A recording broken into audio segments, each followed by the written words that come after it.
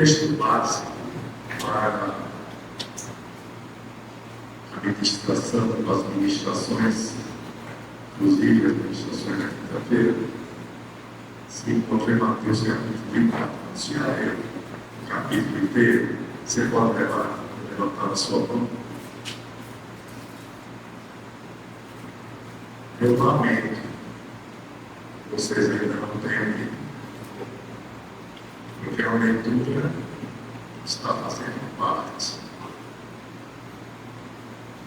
A maioria não veio, mas eu exorto a igreja que ainda hoje faça essa leitura. Uma leitura que dá todo o apoio para aquilo que está sendo ministrado desde o domingo passado. Eu posso dizer aos irmãos, a Bíblia não é difícil de entender. Se nós pedimos ao Espírito Santo que nos explique as coisas específicas, Ele é bom comunicar a palavra que faz tempo neste livro. Então, o assunto hoje, dentro do capítulo 24, é o arrebatamento da igreja. Porém, eu quero advertir os irmãos, prestem bem atenção, que nossa igreja, assim como a maioria dos cristãos evangélicos da atualidade, creia que o arrebatamento da igreja do Senhor é um arrebatamento pré-tribulacional. Guardem essa expressão. O arrebatamento pré-tribulacional. Por que eu estou acreditando? Porque existem teorias. Existem teorias e estudiosos, de teólogos cristãos que entendem que o arrebatamento da igreja poderá acontecer durante a grande tribulação ou após, ou no final da grande tribulação. E esta é a razão por que, embora o tema hoje seja o arrebatamento da igreja, a gente forçosamente tem que tocar em outros temas apenas de passagem, como é o caso da grande tribulação. A grande tribulação certamente será outro tema que o pastor vai ministrar para os irmãos, para a igreja, ainda este mês. Mas os assuntos estão relacionados, estão conectados. Então, evidentemente, a gente não pode falar sobre arrebatamento da igreja sem também tocar na grande tribulação. E também um outro assunto que tem conexão com este, que é a segunda vinda do Senhor Jesus. Para que a igreja, irmãos, esse é um assunto que poucos entendem. Por quê? Porque a própria igreja cristã institucional, ela tem dado pouco, quase nenhuma importância a esse assunto. Graças a Deus, no ano passado, o pastor teve como uma parte do tempo de suas ministrações, eu também participei disso, sobre este assunto, ou seja, sobre a escatologia. Escatologia é o tema geral, o tema genérico. Dentro desse tema existem dezenas de outros temas que se conectam um ao outro, todos relacionados com as últimas coisas. Digam comigo, escatologia é a ciência das últimas coisas. Amém? Simples assim. E o arrebatamento? O arrebatamento é uma parte da escatologia, que trata do momento em que a igreja do Senhor Jesus será arrebatada. Nós vimos alguns instantes da imagem do velho, do sepultamento, melhor, do funeral do pastor Gero. Vimos lá. Aquele caixão, o povo dele está ali. Então, ele não estava mais ali. Mas ele vai fazer parte dessa história da ministração de hoje. O apóstolo Paulo, escrevendo uma de suas cartas, a primeira carta aos Coríntios, capítulo 15, ele também em 1 Tessalonicenses, capítulo 4, ele chega a dizer: quem vai ser arrebatado depois de morto? Né? E com relação a ele próprio, porque ele cria que o arrebatamento ia acontecer a qualquer momento, incluiu ainda com vida. Então ele disse: nós, os que estivermos vivos, nos ajuntaremos com aqueles mortos ressuscitados. Então esse é uma das características do arrebatamento. Nós vamos ver durante este tempo, estudando esse assunto, como é que isso vai acontecer. E no final nós vamos terminar esclarecendo a igreja o que é importante tratar desse assunto. São 5 razões entre as dúvidas que devem mover o crente, mover o cristão a estar entendendo o que é o arrebatamento da igreja. Amém? Vamos ler então o texto, e não vou ler agora o texto, Mateus 24, porque em 1 Tessalonicenses, 1 Paulo, Tessalonicenses, 4, versos 16 e 17, aqueles 2 versículos, texto trata sobre esse assunto. Ele é bem curtinho, vai ajudar a entender bem esse tema. Antes de ler o texto, eu quero também fazer uma advertência. Se você pretende estudar esse assunto, um assunto especial para a sua edificação, fique bom saber que ele é um tema polêmico. Ele não tem tanto ditado. Eu não estou falando só sobre o arrebatamento. O tema escatologia cristã é um tema muito discutido, muito polêmico.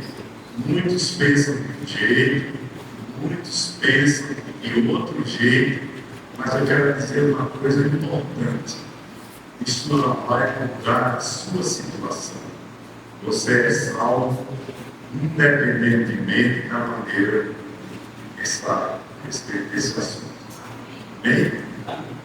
Nem fique temeroso. Será que eu vou ser arrebatado? Ou será que eu vou ficar? Não. Este motivo não vai causar nenhum prejuízo para a sua para o seu estudo. Amém? Primeiro de Paulo Tessalonicenses, capítulo 4, versos 16 e 17. Pois dada a ordem, com a voz do arcanjo e o ressoar da trombeta de Deus, o próprio Senhor descerá dos céus, e os mortos em Cristo ressuscitarão primeiro. Então, a sugestão já morreu, certo? Certo? Alguns de nós provavelmente também já estaremos mortos. Então, Paulo diz aqui que os mortos em Cristo, diga comigo, em Cristo. Porque há milhões de pessoas que morrem sem Cristo, não é? Você sabe disso. Então, por aí já se conclui uma coisa: só quem será arrebatado é quem morreu em Cristo. Diga, eu estou em Cristo. Então você, se por acaso estiver morto nessa época, nesse momento, você é ressuscitado. Eu também. Eu penso todos os dias um milagre, porque eu gostaria e eu quero ser arrebatado vivo. Apesar dos meus 78 anos, eu tenho esperança de que o arrebatamento da igreja lá no coração e vai me alcançar vivo. Amém? Então, mas se não der tempo, paciência, a gente vai de qualquer jeito. Tá bom? Aleluia. Vamos recomeçar a leitura, pois da ordem, uma voz marcante e o ressoar da trombeta de Deus. O próprio Senhor descerá dos céus e os mortos em Cristo ressuscitarão. Primeiro, está explicada essa parte, né? Verso 17. Depois, nós, olha aqui Paulo, se incluindo entre os vivos. No entanto, o apóstolo Paulo já morreu há quase 2000 anos, né? Mas aqui, quando ele escreve, ele tinha a esperança que ele também tem de aquele dia estar vivo e passivo. Então ele diz, depois nós, os que estivermos vivos, seremos arrebatados com eles nas nuvens. Com eles quem? Os que já morreram em Cristo, para o encontro com o Senhor dos ares. E assim estaremos com o Senhor para sempre. Obrigado, Senhor, pela tua palavra, tão clara, Senhor, e objetiva. Abençoa através dela, Senhor, os teus filhos, que hoje vieram aqui para esta reunião. E saíram dela, Senhor, certamente, muito mais sábios, muito mais edificados, que a tua unção poderosa, Senhor, independentemente de como ela venha a trabalhar, edifique e acrescente aos teus filhos, assim como a nós, a respeito deste tema tão importante. Muito obrigado, em nome de Jesus, a igreja diz amém. Amém. Vamos prosseguir. Então, o capítulo 24 para nós também fala deste assunto. Porém, o capítulo 24 é mais genérico, ou seja, ele não fala apenas de um assunto só. Ele fala de vários temas escatológicos, vários temas sobre as últimas coisas. Lembrem, os irmãos, que os discípulos fizeram 3 perguntas a Jesus. Amém? Alguns estavam aqui na quinta-feira, no domingo passado, e o capítulo 24 de Mateus, ele começa quando Jesus, no monte das oliveiras, junto com os discípulos, eles tinham olhado o templo, no monte das oliveiras, que distante, templo, mas fica de frente, mais ou menos talvez 1 quilômetro de distância do máximo. Então, no Monte das Oliveiras é possível, ou era possível, avistar o templo. Então, ele estava erguido lá em Jerusalém.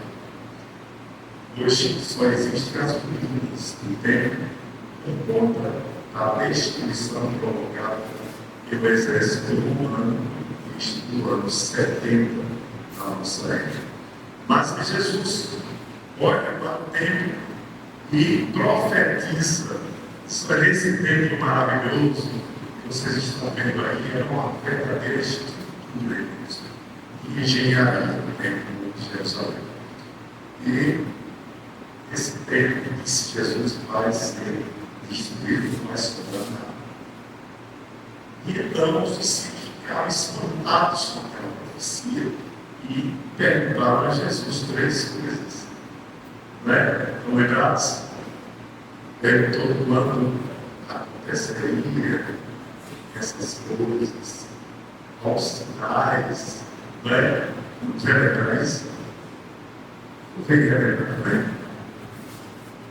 Eles se espantaram, porque para eles, naquele momento, sem dúvida alguma, era uma impossibilidade, um enorme edifício ser completamente destruído para não sobrar nada.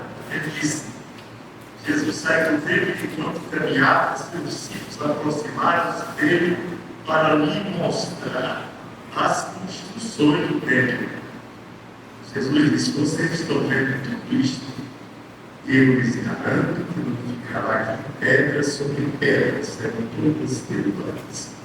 Então Jesus se assentava no Monte das Oliveiras, ele se afastou, foi para esse local chamado Monte das Oliveiras, e os discípulos dirigiram-se a ele em particular e disseram, dize-nos quando acontecerão essas coisas. Então, essa é a primeira pergunta que os discípulos fizeram, ou seja, a respeito da destruição do templo, porque era isto que Jesus tinha acabado de dizer.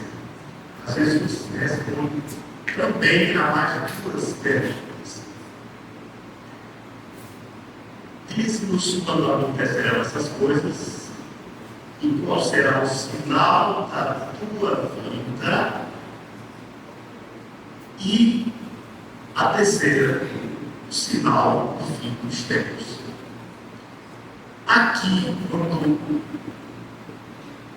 os discípulos perguntam a Jesus qual o sinal da vinda dele, ele fala assim, ele promete a segunda, porque Jesus estava ali na primeira vinda, ele nasceu em Belém, se criou em Nazaré, estava com eles, então estavam se referindo à primeira vinda, mas qual o sinal da tua segunda vinda?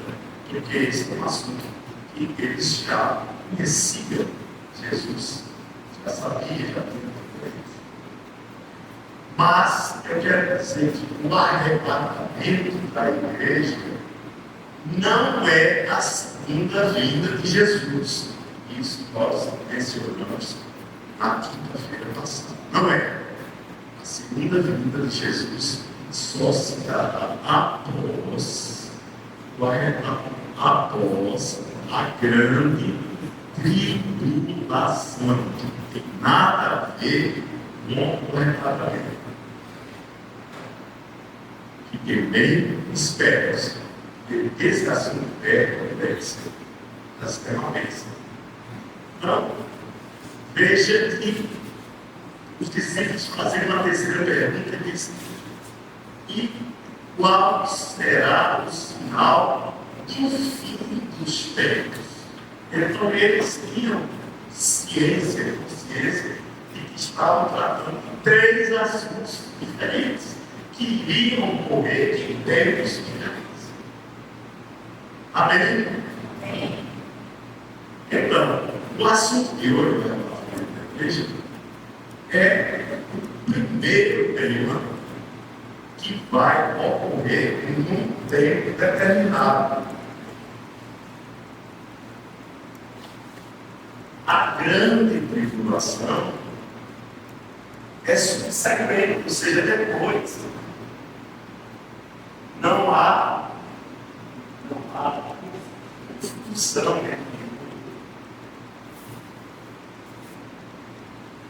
E o retorno de Jesus com a igreja, que é assunto para outro dia, é depois da grande tribulação. Então digam comigo: arrebatamento, grande tribulação, segunda vinda de Jesus. Distintos, não atrapalham. Quando vocês lerem o capítulo 24 do meu livro, faça essa distinção. Se vocês não entenderem, não fiquem preocupados, porque eu também não entendia. E o pastor já disse: também não entendia. Ele só entendia agora tudo que estudou, e eu também estudou, os que estudaram isso. Mas se eu quiser descobrir, vamos mencionar no final da administração por que razão a gente estuda isso. Porque isso vai ser importante, isso é importante para a edificação da nossa fé. Então, uma fé é arrebatamento. São duas coisas que acontecem no arrebatamento da igreja. Está preparado a igreja. Diga: eu sou a igreja. Cristo. Então, nossa, esse assunto é tudo a ver com a gente. O nosso vizinho ímpio, que é crente, nada. Não pode até ter se converter, se você conseguir levá-lo a se converter a Cristo, não vai ter passado, né? Então, a tese mais aceita hoje é que este arrebatamento vai acontecer antes da grande tribulação. Não vamos chutar a tribulação lá para frente. Não é agora. A grande tribulação tem a ver, por exemplo, com o reinado do anticristo. Mas aqui não. Nesse momento, o anticristo pode até já ter nascido, pode já estar por aí, mas não está reinando. Ele só reina depois do arrebatamento. Este é a tese que a maioria dos cristãos aceita. A Igreja Católica, por exemplo, não dá muita atenção a estes temas. E esta é a razão, talvez, porque os nossos queridos irmãos, vamos chamá-los de irmãos profeticamente, né? Não sabem nada a respeito disso. Não sabem. Se você fizer um católico, uma interrogação a respeito dessas coisas. Por quê? Porque o clero católico não fala disso. Mas eles conhecem escatologia, eles estudam escatologia dos seminários padres, mas não ensinam isso nas missas, não ensinam nas suas homilias. É uma questão preferencial da Igreja Católica, nós não temos nada a ver com isso, e nem podemos criticar por isso. Mas nós temos a ver com este assunto, devemos discutir e ensinar. Então, lembrando, duas categorias de pessoas serão arrebatadas: os que morreram em Cristo, todas as épocas da história da igreja, serão ressuscitados. O apóstolo Paulo diz lá em 1 Tessalonicenses 4, que eles ressuscitarão primeiro do que quem estiver vivo. Quem estiver vivo precisa ressuscitar. Amém? Amém. Quem estiver vivo, qual é a palavra-chave? Serão transformados. Simples assim, né? Mas esses dois grupos, os que ressuscitaram, os que serão transformados, serão atraídos pelo Senhor Jesus nos ares dessa texto. Por essa razão, nós afirmamos que Jesus não volta à terra neste momento. Jesus permanece aí pelas nuvens. Até o texto diz que ele atrairá todos a ele mesmo. Lembra desse texto? Então será o primeiro. Esse é um momento que não vai ser duas coisas, eu preciso dizer. Primeiro, que esse momento não vai ser um momento que vai causar espanto na terra. Muitos até chamam o arrebatamento de arrebatamento secreto.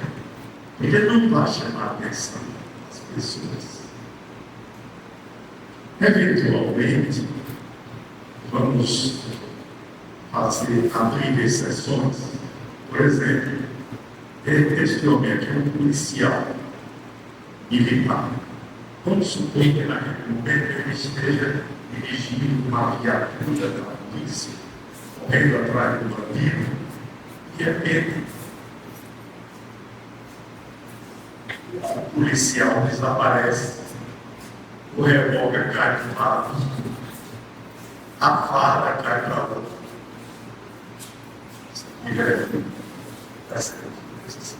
Mas isso vamos inventar inúmeras fake news, para esse acontecimento. Por isso não vai abalar as estruturas do piloto de um avião, por exemplo, do crente. A dirigir o seu corrente. Daí a pouco desaparece. E o avião, se o piloto morrer, o avião, o copiloto do crente, assim vai acontecer. Fatos dessa natureza vão acontecer no mundo todo. E poderá exigir explicações das autoridades. Desapareceram não sei quantos milhões de pessoas aí no mundo. Inventaram tudo que é história. Mas a história verdadeira é essa. Segunda coisa a dizer que o arrebatamento é iminente. Diga comigo, iminente. A palavra iminente significa que pode acontecer a qualquer momento. Não se sabe. Mas de repente pode acontecer. Né? Portanto, é iminente, não esqueça dessa palavra, porque determina o momento quando o arrebatamento vai acontecer. Ou seja, ninguém sabe. Não se sabe a hora, mas pode acontecer agora, como pode acontecer daqui a 100 anos, daqui a 10 anos. Há sinais evidentes no mundo de que ele não vai demorar. Isto é importante que a gente saiba, que a gente considere, porque se não vai demorar, é melhor que a gente esteja pronto. Esteja preparado. Amém? A terceira coisa que eu gostaria de dizer é que aqueles que morreram, não morreram, eles eles não ressuscitaram naquele momento. E até que eles vão ficar no céu. Sabem dele, né? Se a gente lê as escrituras, talvez encontre certamente, né? Mas essas pessoas, essa categoria de pessoas não ressuscitaram. Amém? Isso é coisa só para crentes. Nós precisamos valorizar nossa posição. O arrebatamento da igreja, como eu já disse há pouco, ele é descrito em vários textos da palavra de Deus. Já foi dito aqui que ele é um acontecimento. Quando Jesus não tocará seus pés na terra, os mortos em Cristo ressuscitarão, os que estiverem vivos serão seus corpos transformados, ou seja, não experimentarão a morte. Então isso quer dizer que, nesse momento, do arrebatamento, os que estiverem vivos não passarão pela experiência da morte. É assim que fica bem clara a posição do apóstolo São Paulo. Ele diz: nós estivermos vivos, seremos transformados. Se fosse uma experiência de morte, ele não iria transformar, ele usaria uma outra palavra para essa experiência. Todo esse conjunto de pessoas, os que ressuscitaram, os que serão transformados, encontrarão Jesus nos ares. E após o arrebatamento, o que é que vem? Após o arrebatamento, se estabelece aquela vinculação, assunto do qual nós tocaremos agora. Porque se trata de um evento independente, porém conectado com o arrebatamento. O remanescente da igreja fiel. Aqui vale falarmos um pouco a respeito da igreja professa. A igreja protestante, a igreja professa. Que igreja é essa? A igreja professante, ela é assim, no meio da gente. Eu dou graças a Deus porque nós temos uma igreja relativamente pequena, onde todos os membros são conhecidos, todos os membros são conhecidos dos outros. Então, se algum crente desse está escolhido aí na vida, a gente fica sabendo que nós somos capazes de nos reconhecermos uns aos outros. Mas na igreja é muito grande, há uma quantidade significativa de cristãos nominais. São cristãos nominais. São cristãos que dizem cristãos puros. Esta é uma parcela considerável da igreja. Esse tipo de crente não será arrebatado. Diga comigo, é arrebatamento. Essa igreja nominal, chamada de professa, está fora do arrebatamento. Por quê? Porque são pessoas que no seu coração elas não têm o Espírito Santo. Elas não passaram pela experiência do nascimento. Eu não poderia deixar de mencionar isso para os irmãos, porque é possível que alguém possa questionar a respeito. Então, a igreja professante, ou seja, essa igreja fiel, esse crente só de nome, não será. Amém?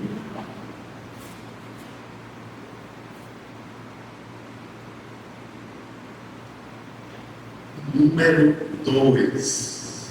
Nós estamos nos aproximando já ao final desse estudo. Há um outro grupo de cristãos chamados cristãos messiânicos. Muitos dos irmãos já viram falar dessas pessoas. Quem são eles? Cristãos messiânicos são judeus. Eles se converteram, aceitaram Jesus como Salvador e são cristãos genuínos, apesar de serem judeus. Estes também serão alcançados pela graça,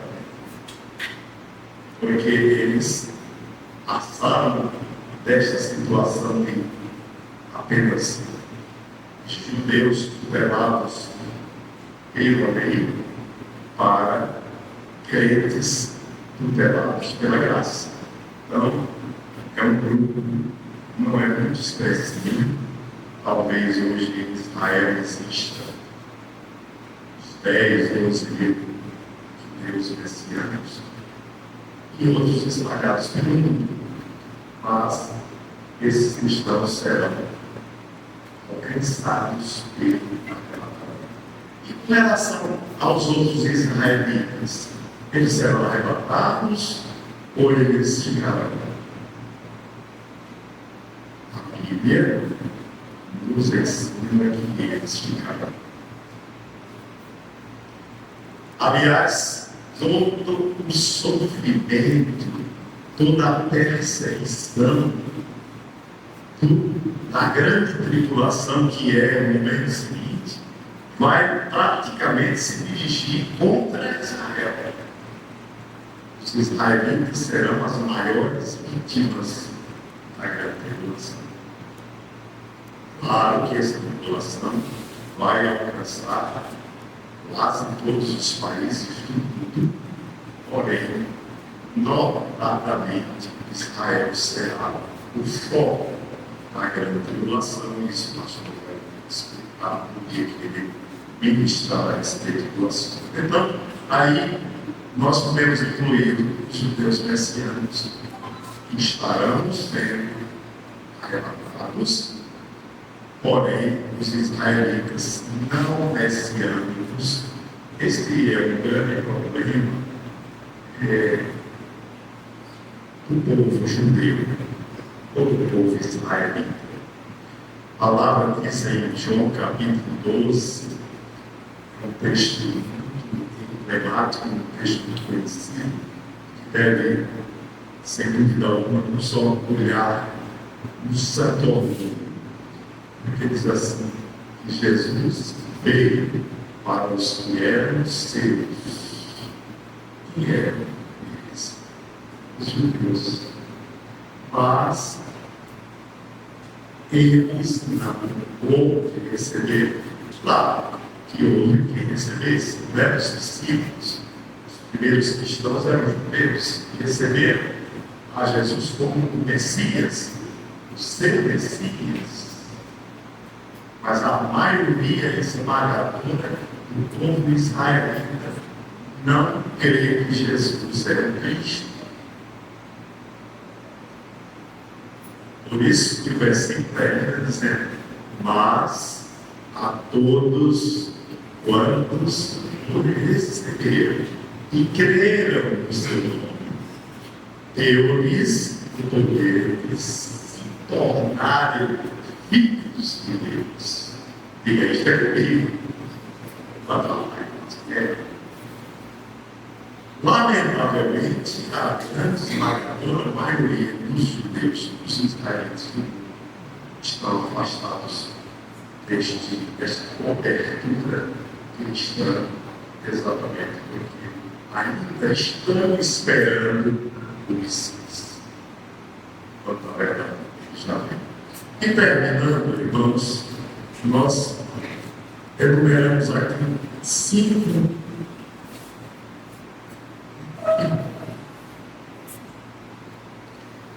coisas que devem servir de reflexão para nós. O término dos 7 anos da grande tribulação, então Cristo retornará com essa igreja que foi arrebatada. Aí sim, depois da tribulação, Jesus retorna para a terra, na companhia dos arrebatados, e estabelecerá, portanto, o reino milenar. Esta é a nossa linha de crença doutrinária. Arrebatamento, grande tribulação, amém? Reino milenar, segunda vinda de Cristo, reino milenar. A importância do arrebatamento para os cristãos fiéis. Primeiro, o arrebatamento demonstrará claramente quem é fiel a Deus. Ele não precisa ninguém apontar o dedo de ninguém, certo? Porque quem fica é fiel. Quem sobe é fiel. Há outro tipo de julgamento, né? Então, quem é fiel vai, quem não é, fica. Isso é um motivo para que nós, que nos consideramos fiéis, perseveremos na fidelidade. Portanto, a perseverança, o desânimo é um dos maiores inimigos que é a maior ferramenta do capeta contra a nossa fé. Não podemos desanimar. Perseveremos. Número 2, os crentes verdadeiros não serão alcançados pela condenação eterna, pois serão julgados num julgamento especial chamado Tribunal de Cristo.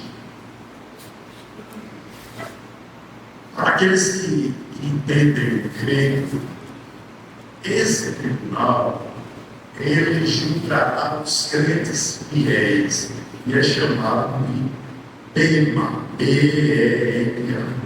Essa palavra significa uma espécie de tribunal a que nós seremos submetidos, mas não para a condenação ou a absolvição. Não é para isso. Este tribunal vai atribuir os pecadores. E aí é possível que haja muitas surpresas. Pessoas, crentes, fiéis, arrebatadas, que eventualmente esperavam um grande galardão, até não receber um galardão tão grande assim. Bem, glória a Deus. Então, que vai distinguir bem de outro nesse momento é o galardão que ele for atribuído ao Senhor. Aí não se preocupe com isso. Se o galardão está reservado, você perceber que o tamanho dele, a glória dele, será uma distinção especial que vai causar inveja no meio. Número 3.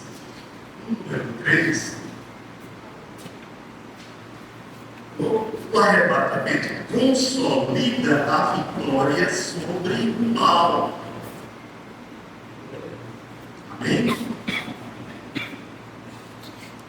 Nesse momento, a morte começa a perder, porque os que estiverem vivos nem experimentarão mais a morte. Então a derrota da morte começa a perder. Aliás, ela já começou com a ressurreição de Cristo, né? Porque a Bíblia diz que ele representa as primícias dos fenômenos, significando que Jesus foi o primeiro a ressuscitar os mortos. para a vida eterna. Porque há ressurreições até hoje. Eu já mencionei aqui, conhecido nos Estados Unidos, um homem que naquela época, em 2006, mais de 400 pessoas já haviam ressuscitado pelo ministério dele. Nome simples também. Amarelo americano, muito simples. Mas 400 pessoas. Mas essas pessoas têm uma característica, elas voltam a morrer. Amém? Ou se estiverem vivas, verdade, eles devem ser comedidor. Mas o número 3 diz a consolidação da vitória sobre o mal. Número 4.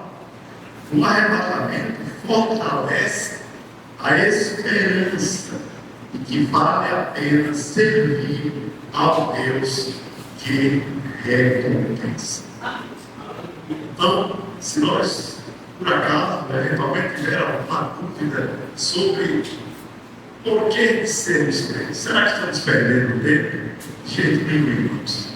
O arrebatamento vai dizer isso. Esta esperança era isso. Vale a pena seguir a Deus. Servir ao Deus que recompensa. Eu sim, eu crer no arrebatamento auxilia a manter viva a promessa de que nossa vida não termina com a morte física. Esta não é a esperança de Deus, não é? Mas é a nossa esperança. Nós não vivemos para viver, nós vivemos para viver. Em outras palavras, queridos, vale a pena ser cristão. Amém? Sejam abençoados na prática da palavra.